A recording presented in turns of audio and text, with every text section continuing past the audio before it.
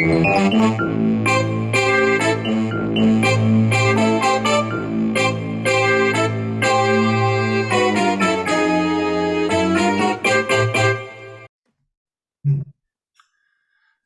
everybody, and welcome to the 114th edition of the Frank and Stan chat. And this is, in fact, the last edition of this academic year. And I'm delighted that Peter Cox, a colleague I've known for some time, is our guest today. Hello, Peter. Hi, Peter. Good morning, Frank. Good morning, Frank. Good morning, Stan. Great to be here. I'm really looking forward to, I hope, a little bit of reminiscing, but also, your perspective on some of the events that are happening at the moment in education. And it's hello, Stan. Hi. Yeah, I'm just looking at our coordinated approach this morning. I think this should be called the Polo shirt edition. Yeah. Pink polos. I have to say though, having had this heat wave at the beginning of the week, it's absolutely lashing down. I've noticed, my wife has never been so joyous for seeing rain in the garden. But okay, well, it's in context, so that we can place this when we look back on these, because I sometimes do. This is the week where the Tory party have got down to 2 candidates, so they're heading towards something like 150,000 people will decide who the next prime minister of this country is going to be. And we'll have to just hope that they take it seriously and make a good choice. But anyway, that's the context in which we're working. A lot of schools are broken up. Some are going to break up next week. Some break up today. So they call it is it Frantic Friday, as the roads get blocked and everything. So anyway, that gives you some idea of the time of year and what we're dealing with. So should we go to, well, Peter, do you want to just introduce yourself and just tell colleagues who you are and how perhaps we've met in the past? Yeah, sure. Hello, everybody. Peter Cox. I know Frank. I've known Frank since 2007 when we were at Ofsted together. Frank was senior. What did they call him, Frank?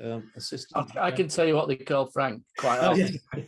Probably not on air. Get the bleep machine ready. I think there was, I can't remember, there was senior HR, but there were also sort of local managing inspectors and things like that. I can't remember the context of it, actually, because I, at that stage, I think I'd been involved in the framework in 2005, and then I think worked my way into local authority inspections. So I think that's where I was.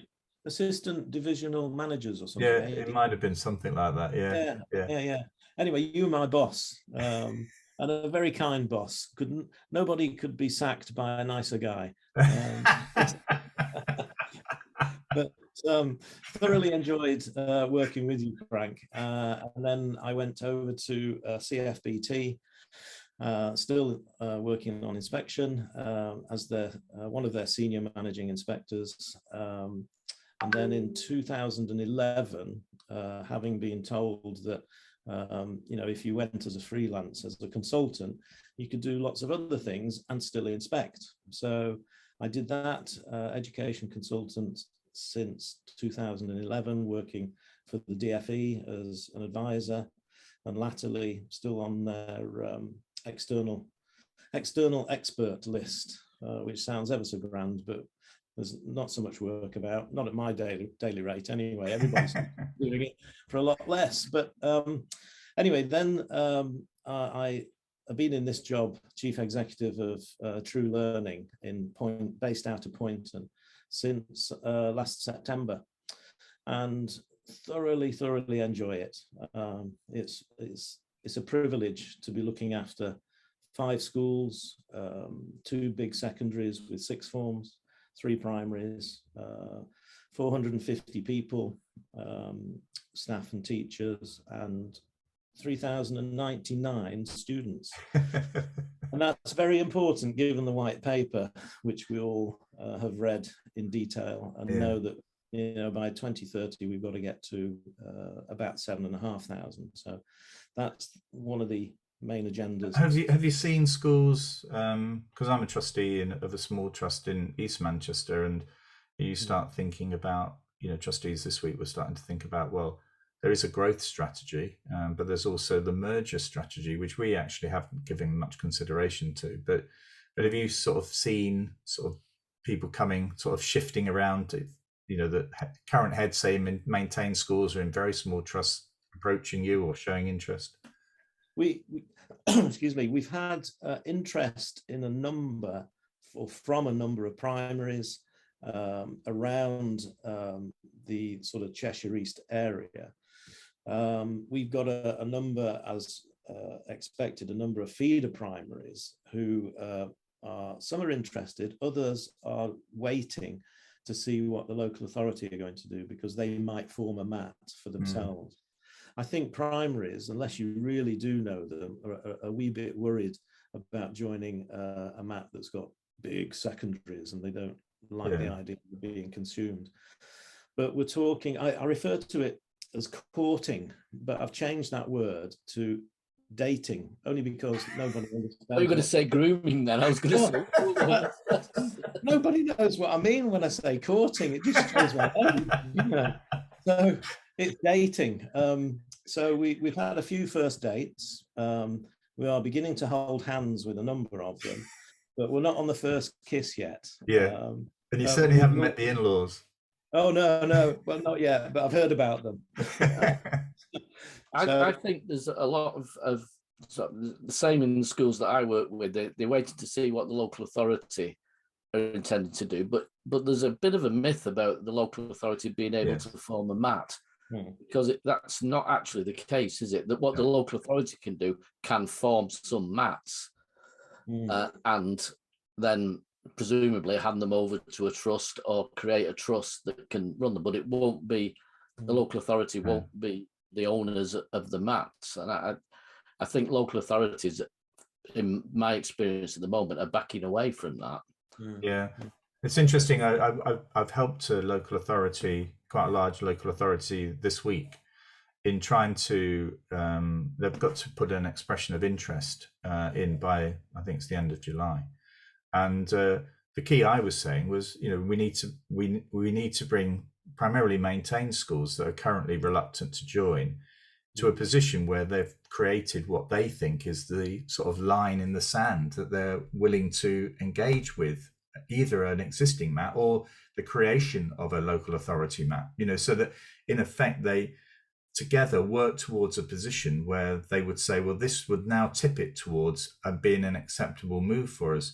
And I was quite surprised by how limited the understanding of maintained schools, the head teachers there, who probably haven't really looked at this in much detail. They're sort of saying, well, I don't want to be part of that MAT, whatever it may be. But actually, they haven't really looked at what it would mean, So there's a little bit of, closing their eyes and putting their hands over their ears to this in the hope that it will go away. But I do feel as though, this local authority are keen to help the schools get to a position whereby they can say, yeah, I think that this is what we're standing for. This is what, simple things like a commitment to national terms and conditions is one thing, a commitment to stay in the teachers' pensions and all this sort of stuff, which is, to me is sort of basic sort of thing that you could commit to. But actually having that written down on paper, and when you go to speak to, it might be your trust there, Peter, but you can say, well, these are our cards. There are perhaps some of these that we're willing to forego, but this is what we're about. And a lot of these schools have not even done that. They push it away by saying, oh, well, I've heard so many bad stories about this MAT or that MAT, and some of them are local. We don't want anything to do with it. Therefore, we're not going to engage. We're going to sort of, get into the bunker. But I think there is now a sense that they're looking, a little bit forward and trying to sort out. And I think local authorities trying to play a role in that.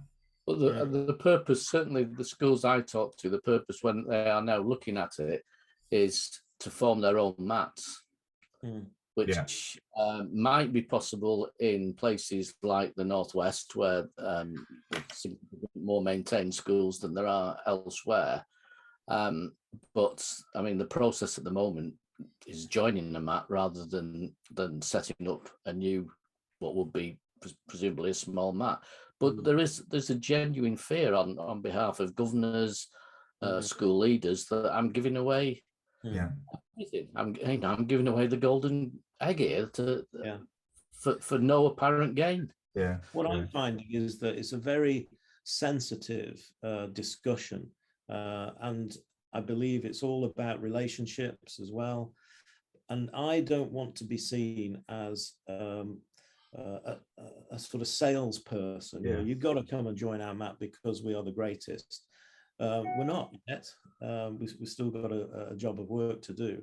But what's really interesting to me is that it's a two-way street. I'll be looking at schools or smaller mats. What can you offer us as true learning? And it's vitally important that it's a relationship that we get into for the long term. And the focus, as we all know, and it's very obvious what I'm going to say, is all about the children. It's not about ego. It's not about building up a bigger pension pot. It's all about the children who we would serve. And at the moment, we're sitting on good and outstanding Ofsted judgments. So why wouldn't we share the love and the ability to help schools who are particularly on a double RI, where the pressure is greater for them to come on board, and let's just do it for the right reasons. That's what I'm saying. I agree entirely with that. I mean, it's interesting. I've spoken before about we've had a similar experience, all three of us, with Ofsted, is how the use of the framework, an Ofsted framework, could actually examine how effectively good and outstanding schools actually are supporting other schools in their community, to help them get better. And actually, that in a way, if they're so damn good and so damn outstanding, there must be capacity there. We used to have that. Do you remember the capacity to improve judgment? Capacity to improve further. Actually, if they're that good, and they're actually keeping all of the jewels to themselves and not wishing to give them to anybody else, then actually, to me, they're not a good school. They cannot be a good school. They cannot be an effective school if they just, all they're concerned about is just, well, you hear this mantra, don't you? But it's all about our children. Yeah, but what you've got to do, Frank, is stop judging them as a single entity. Because you can't, it's a weighted argument to say, we want you to support the other schools. Oh, but by the way, we're just going to judge you. Yeah. So if you want to hand out your best teachers, or if you want to do that, then that's what we expect of you. But we're going to judge you on what's happening in your school. We've said this long and hard. A group of schools, take an area, inspect them all, and then come up with a judgment about how it feels to live in this area. What are the schools like? How are the schools working together? But it's not. At the moment, we've got a dual purpose. We've got schools in competition with each other, and then a narrative that says you should support and work with each other. And it's very hard for school leaders to say, okay, we'll take some of our resource and put it elsewhere. The true test, isn't it? You've got a weak school down the road. Their year 6 teacher goes on maternity leave, and you've got 2 year 6 teachers. Now, if we were truly concerned about improving educational outcomes in our area, those head teachers with the 2 year 6 teachers, there's got to be a question about, we must encourage that school to give up one of those year 6 teachers to go down the road. There's got to be a sense that, and I think this is where, in a way, it was an interesting report came out, wasn't there, about from the EPI this week, suggesting that disadvantaged children, the performance of disadvantaged children since 2011, I think it's 2012, was marginal. The improvement in their performance was marginal. And in a way, it does question whether or not all these measures about leaning on, allegedly weak schools serving some of the most disadvantaged communities, actually, that this approach has not produced the improvements that everybody wants to see for all children. In effect, it's sort of like creating a sort of like within a community, a school that can pick up, because of reputation, some of the most aspiring children, And it's not as if, there's, in a sense, that then changes the profile of the children that would go to the other school. And in a way that then, if you get that reputation, then head teachers, well, some head teachers look very seriously at, well, do I really want to go from this good school to that school down the road that actually, is, not good, and there's no guarantee I'm going to get it over the line? Is that the end of my career? So I think there are loads of things around this competition, this league table, that work against improvement for the whole service. Yeah. Well, let's judge my leadership of a really good, outstanding school when I go to a school that's RI. Wow. We'll judge my leadership on the previous leaders. I'll suddenly become leadership will now requires improvement. Sure. Yeah. I mean, that's part of the problem for you, though, isn't it, Peter? Looking at new schools as well, is your capacity to improve those schools. Yeah, and it's vitally important that we have that internal capacity. And this is what I like about Sir Nick Weller, who's you'll have seen he's giving up his CEO post in October. I like Dixon's because they build robust senior leadership capacity within their trust to do just that. When they take on another school, they've got the team there to support the existing senior leaders and to bring those schools on.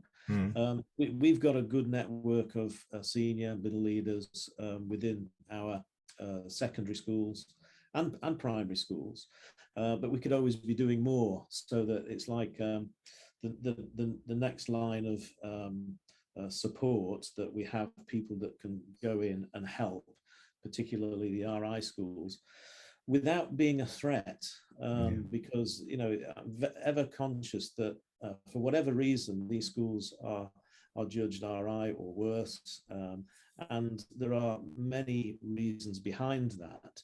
So let's get alongside, let's work with you, with the aim to improve, obviously, but give people a chance for as long as it takes, really, until you get to the end of that road.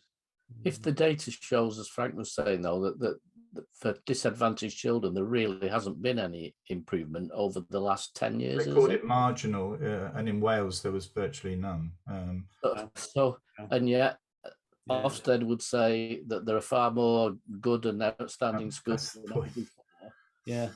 So something is flawed. Yeah, and just on that, there's got to be, if it's happened already, I've missed it, but the amount of money that's being spent on disadvantaged children, rightly so, but there's got to be a question asked in Parliament at some stage: are we getting value for money on this? Is the gap closing? Well, if it ain't, then something else has got to be done. Yeah. Well, it has, but they won't do it, because what it will highlight is the link between poverty, disadvantage, and that means politically there's a lot more to do than just put money into the schools. I mean, I think we know that the schools can't fix it all. There's a whole social background that needs better support. If you're not careful, you'll get me back on Sure Start. No, and also you're cutting into what's caught my eye this week. So let's go to what's caught your eye this week, Stan. Very little, I thought, out of education news this week. What was nice to see was schools and teachers, particularly, and support staff, doing the best they can to give the children their final send-off this week.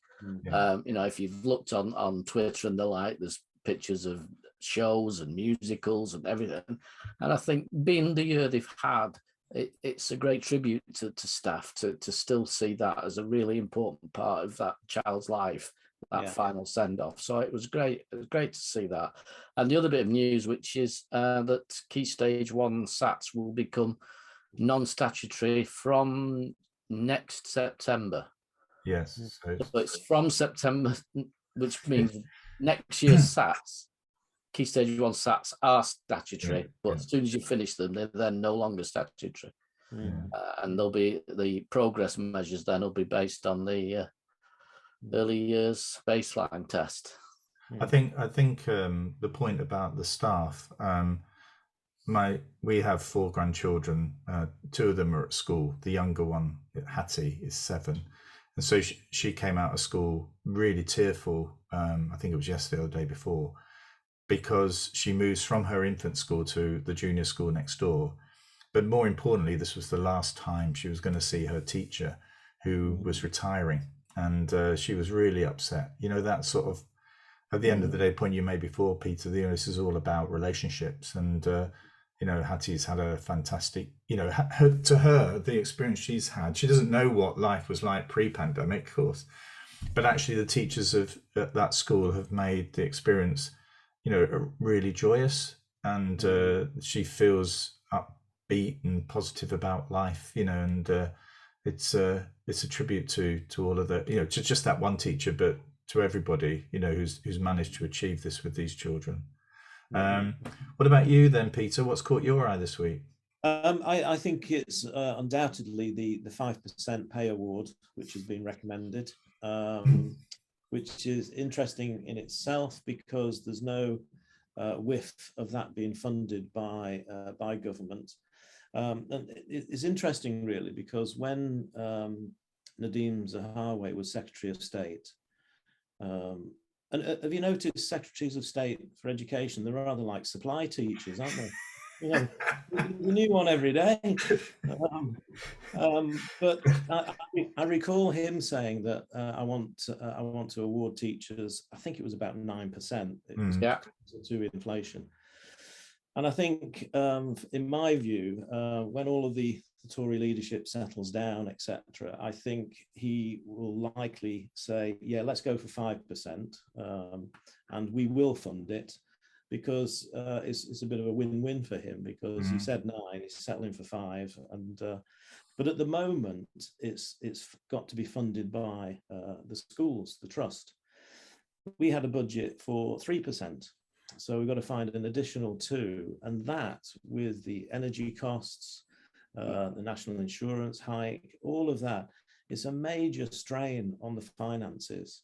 And I don't want that to impact on the quality of education and the experience for the children or the staff.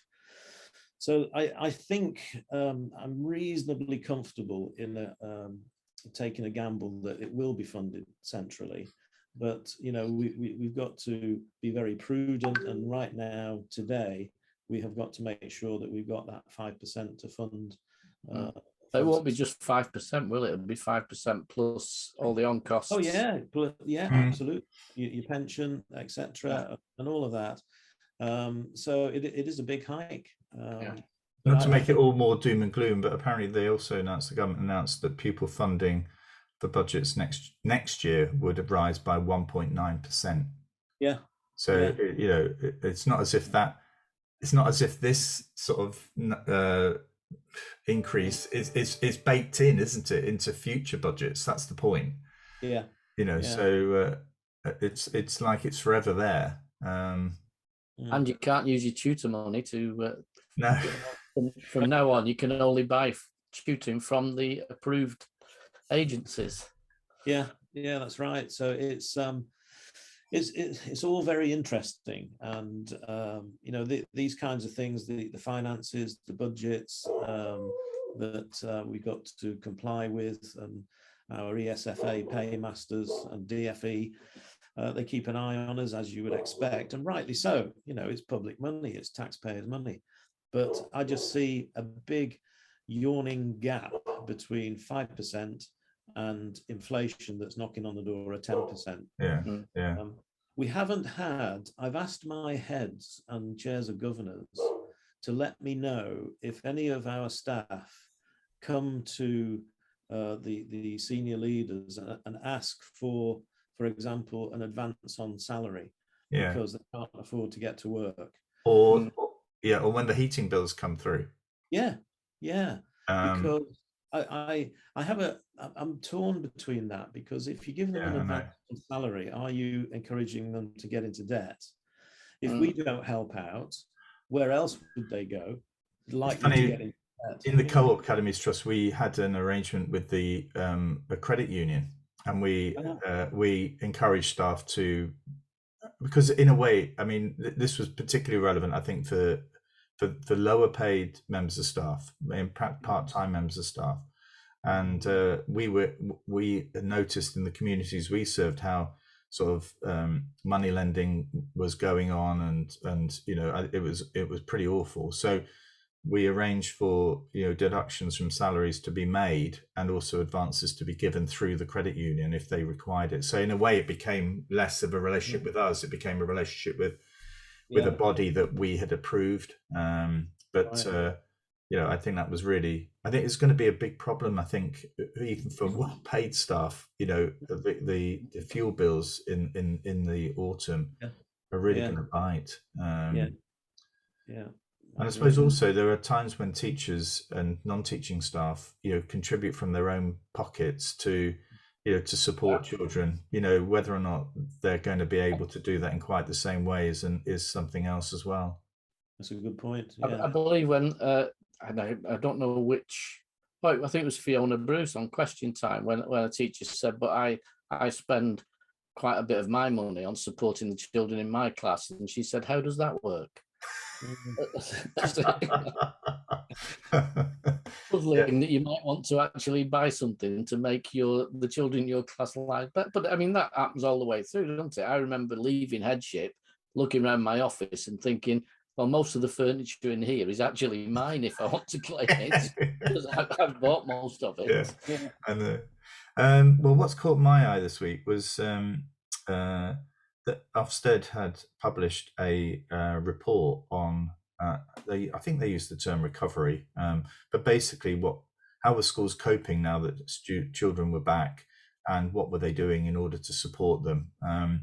And I think Stan and I have been big critics of the current Ofsted framework and the way that it's reported, because there's been a complete lack of focus on the efforts of schools during the pandemic, and also very limited attention given to the reporting of the support, the use of things like tutoring funds and whatever, you know, and how provision has been adapted to accommodate, you know, a very different position that we're in at the moment.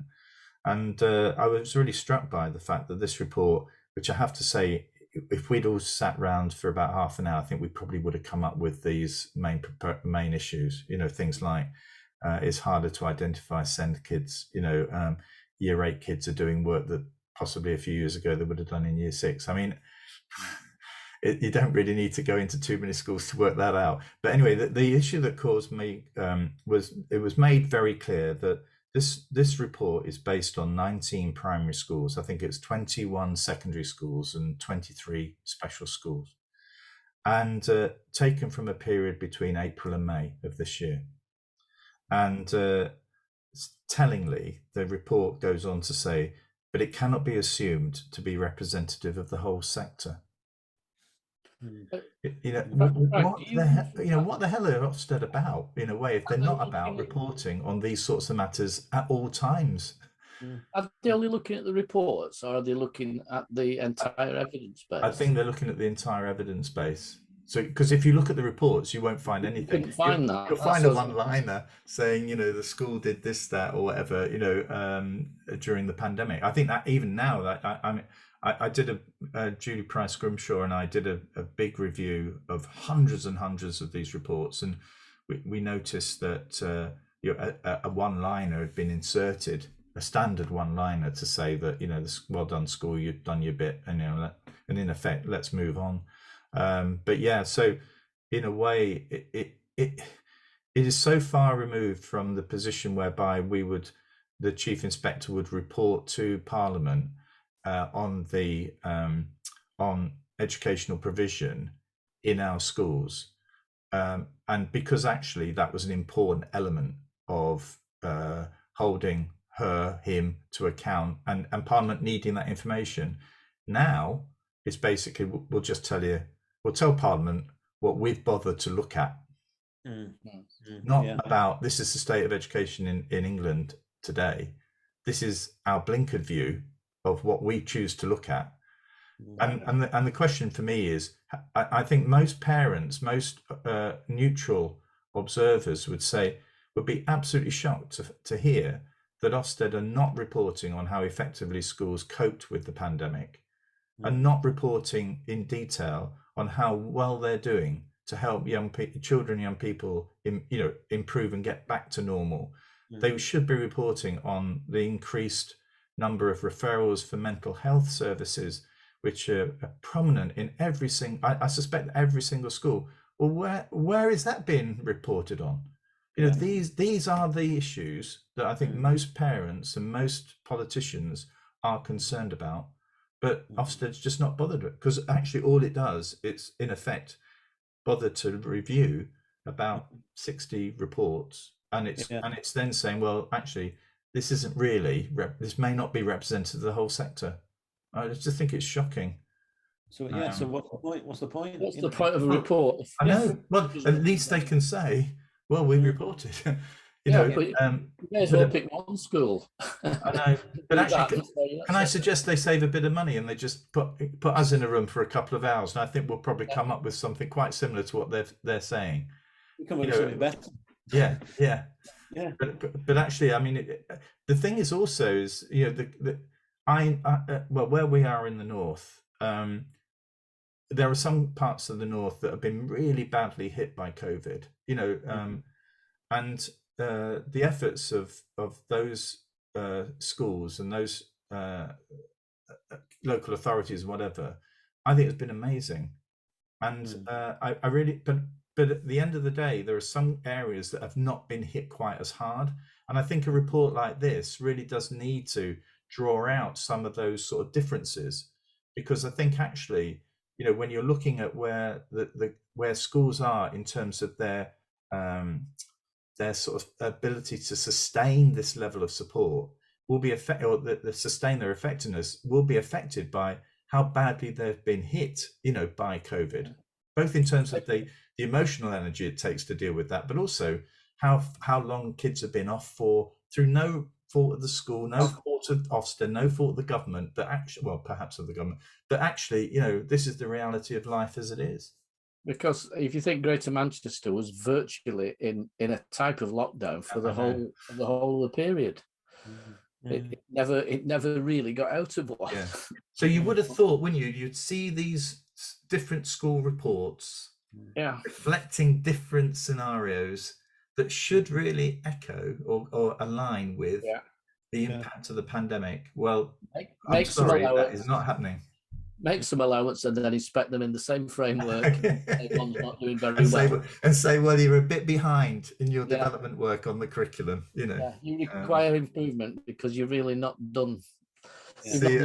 I have to say, Peter, can I just say, as a former CEO, I found it really hard to be critical of Ofsted in the way that I can be now. I mean, there is this sort of, and I think this is where head teachers are as well. They live in fear that if you say something bad about the inspectorate, then actually there's some little map somewhere that it glows on their school, and they right, and so the regional director's all over that, and they say, oh right, well, come on George, come on Mary, let's all pile in there and make life hell for them, and that's so far from the truth. I told you my experience of that, Frank, when numeracy and literacy came out, and we were at a conference, and I was saying, well, we're not doing it, and an HMI sidled up to me and said, so which school are you from? And I said, I'm not telling you. Said, no, seriously, which school are you from? I said, no, seriously, I'm not telling you. I know, lucky, unlucky, inspection coming the next week. So, it's that lovely phrase, isn't it, Frank and Stan, the local intelligence. My schools are, the Ofsted window is open on 3 of them, and the heads of 2 of them are new to headship within the last 6-12 months, and they are petrified, and I'm trying to put them at ease from my experience and Gary's experience, and we're preparing as best we can. But they are still a bag of nerves, and I don't think it's helpful. I had discussions with 2 regional director regions recently, and they knew exactly what was happening with a couple of our schools, in the particular area. And I'm thinking, how do they know that? And I think it is when there used to be local managing inspectors in the job. And I thought that was a very useful conduit to find out what was going on. I still think it happens, but it's just very interesting what they pick up. And by and large, it's accurate. But it's RD regions, DFE, slightly different to Ofsted, because Ofsted just have this this persona, and head teachers, new ones, are in fear of Ofsted. They really are. I have to say, when I was head of school improvement, I found the informal conversation with the area HMI to be really helpful for both the schools and the HMI and me. Because they could, there were conversations that said, we've got some concerns about that this particular school, anything we should know. And I might say, well, actually, we've had some concerns. We think we've fixed it. It just needs some a bit of time now. And they'd say, okay, well, we'll talk about it next time we come and see. And it just meant you had no control, obviously, over inspections, but you had an element of feeding in the right intelligence and getting it back from HMI, which was very positive. Yeah, absolutely. Is that your dog? Is that your dog, by the way, Peter? Yeah, I'm so sorry about that. What sort of dog is it? We've got 2 Airedale terrorists. I love them to bits, and I felt for them in the very hot weather, because we provided wet towels and neckerchiefs which were dampened, and then they had the haircut yesterday, and it's now gone cooler. But it's always when they realise I'm on a Zoom call or a Teams, and they come and say hello and start barking. But I have to say, my grandchildren, 2 of the older grandchildren, would love to look after them when you go on holiday. You've got some home. Yeah, well, it save a lot on kennel fees. But you're still not beating the rabbit, though, have you? We had a rabbit on one guest had a house rabbit that started thumping and doing all sorts. Did you say thumping then, or something? Yes, thumping. Okay, well, Peter, I wondered if you've got something for room 101. I have, and it's not it's not connected with education. Does it have to be, Frank? No, it could be anything. Oh, that's fine. Yeah. I get really irritated on my commute to work when down the M6 I see a sign that says, "You may not see us working, but we're working overnight." And that really does my head in. Get the job done. Work overnight, get another shift, work during the day. I cannot wait until we got the 4 lanes open on the M6. And it'll cut my commute by about 10 minutes, 15 minutes. Until somebody breaks down. Yeah, I know. Yeah. You're in chaos. What's that all about? Yeah. And everybody, make sure your car doesn't break down. Get it serviced regularly. I used to travel to Wakefield daily, and the smart motorway through Leeds, all you needed is one car to break down. Yeah. The lane, it sounds really, in theory, the lane closes, people don't use that lane, but no, people have to get out of that lane into the next lane. So the people out of that lane then move, and the whole thing just runs to an absolute full stop. Yeah, that's right. So if I was transport secretary, I would say any roadworks anywhere in the country, it's a 24/7 operation. Don't just leave the traffic lights blinkering away in the evening and there's nobody working on roadworks. But just on that, traffic lights, why can't we have smart traffic lights that judge the fact that there is nobody coming through at this point for the next 5 minutes, and therefore switch it quickly to the other? What, that must be fairly easy to this is what happens. Like in France, where they have the filter, which is always flashing. So if you want to go, I can't remember if it's right or left, but in the UK, it would be if you were coming up to a junction and you wanted to turn left, you could just join when there was a gap. I just don't understand why we're all on red, and then we're amber, and then we're green. When in fact, if I want to go left and I just want to join the traffic and I can get there, let me do it. Yeah, yeah. I'm with you, Peter. I've driven now. Just coming back from Anglesey the other week. There's about 4 miles of roadworks just after. You don't get them, Frank, going to Pembermont. It's just immediately after Llanfyddecon. Oh yeah, no, yeah. Well, we do when we go to Bangor. Yeah. And we drive along that at 40 miles an hour, and there's nothing going on, nothing. And the original road that you could drive 60, 70 on is still there. It's just got cones along the side. Yeah. The other night we had a trust board meeting, so I didn't leave until late. And please, I don't mind the commute. I signed up for this, and it's absolutely fine.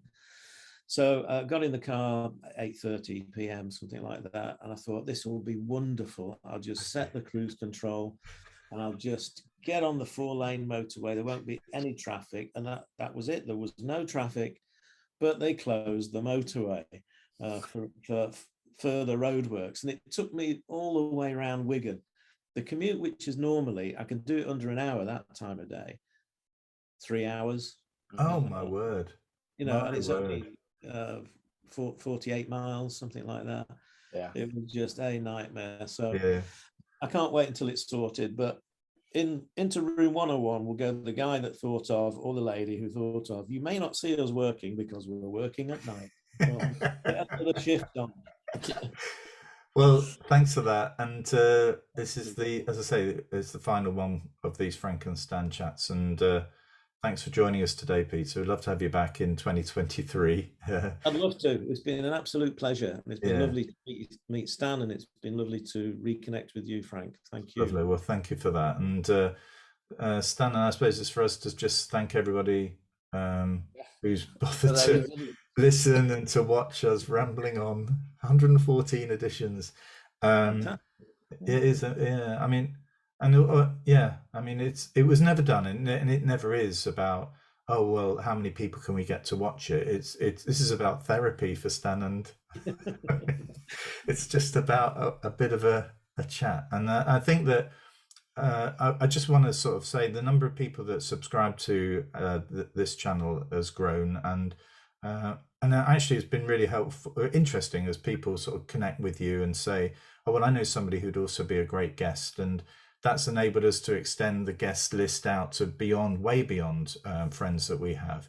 So just to reassure everybody, we've got a whole list of guests lined up. I think we have just 2 Fridays spare between now and the end of the year, and we're looking already at 2023. And how long we'll carry on with it, I'm not sure, but we'll just 4 weeks. We said we'd do.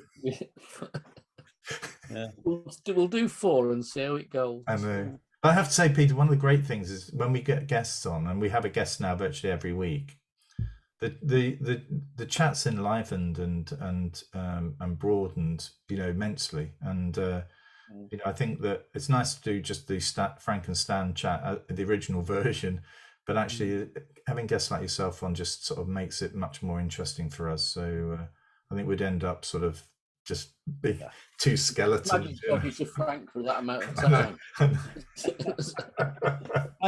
People will start.